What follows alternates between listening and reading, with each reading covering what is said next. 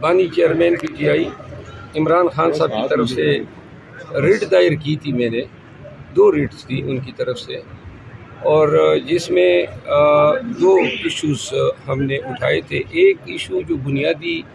اہمیت کا تھا وہ یہ تھا کہ خان صاحب کو لگ بھگ 8 مہینے ہو گئے ہیں جیل میں، تو ہماری کوئی بھی ملاقات، وکلاء کی کوئی بھی ملاقات ان سے بغیر جو ان کے 2 فرشتے، ایک ہمارے ساتھ بیٹھا ہوتا ہے، ایک خان صاحب کی طرف بیٹھا ہوتا ہے، وہ ہماری تمام کنورسیشن سنتے ہیں۔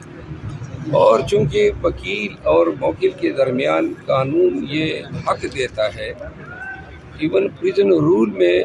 بھی 566 رول کے تحت پرووائڈڈ ہے کہ وکیل اور موکل کے درمیان کوئی بات سنی نہیں جائے گی،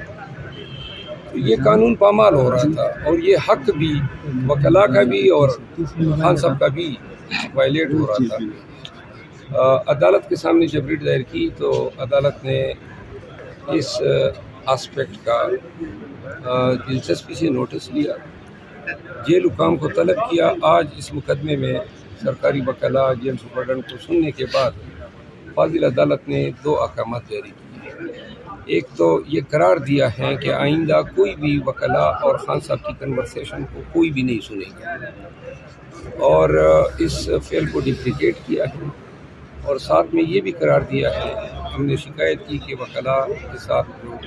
حکام کا رویہ ہے وہ ڈس ریسپیکٹفل ہوتا ہے،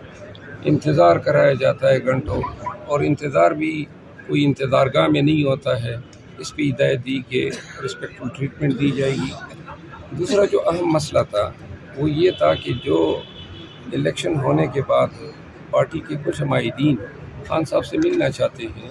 اور خان صاحب کا حق ہے، جیل حکام نے یہ موقف اٹھایا کہ صرف ہفتے میں 2 ملاقاتیں ہو سکتی ہے۔ جج صاحب نے ان کی اس تشریح کو غلط قرار دیا اور یہ حکم دیا ہے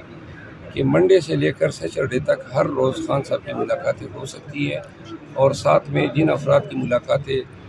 ڈیزائر کی گئی تھی ان کو ملاقات جلد فراہم کرنے کی ہدایت کی ہے۔ تو یہ 2 احکامات ہوئے ہیں، اس سے ہمیں ایک ذہنی کوفت ہوتی تھی، خان صاحب کے ساتھ ہماری کوئی بھی گفتگو جو ہے وہ کلاسیفائڈ نہیں ہو پاتی تھی۔ ایک اور بات جس پہ عدالت نے آرڈر کیا ہے، ہمیں خان صاحب کے پاس کوئی کاغذ پین لے جانے کی اجازت نہیں ہوتی تھی، اور کبھی کبھار کوئی کاغذ لے بھی جاتے تھے تو اس کی فوٹو کاپیاں رکھ لیتے تھے۔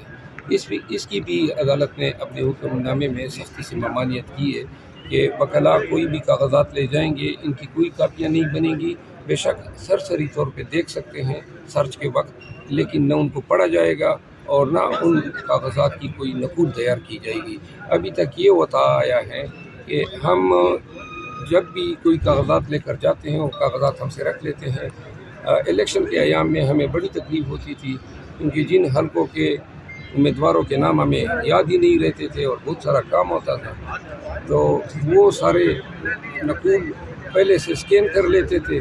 ہم سے پہلے ہی دیگر لوگوں کو یہ اطلاعات پہنچ جاتی تھی، تو لہٰذا آج اس حکم نامے کے ذریعے اسکین کرنا، نقول تیار کرنا، اس کی ممانعت کرنا۔ سر انیشیلی آج آپ اسلام میں ہم توقع رکھتے ہیں کہ چونکہ انتہائی اہم نوعیت کا مقدمہ ہے پاکستان کی آئینی، قانونی، سیاسی اور جمہوری تاریخ کا، تو میرا خیال یہ ہے کہ اگر فل کورٹ بنا دیا جائے اور اس مقدمے کی سماعت ہو جائے، کیونکہ پاکستانیوں کو، پاکستان کو جمہوری اقدار اور ویلیوز ریسٹور کرنے کی اشد ضرورت ہے۔ عدالت عظمیٰ جو ہے اس کے بعد کوئی فورم ہی نہیں ہے، لہذا پوری قوم کی نظریں جو ہے سپریم کورٹ آف پاکستان کی طرف لگی ہوئی ہے کہ یہ اتنا بڑا ڈاکہ جو پڑا ہے عوام کے مینڈیٹ پہ،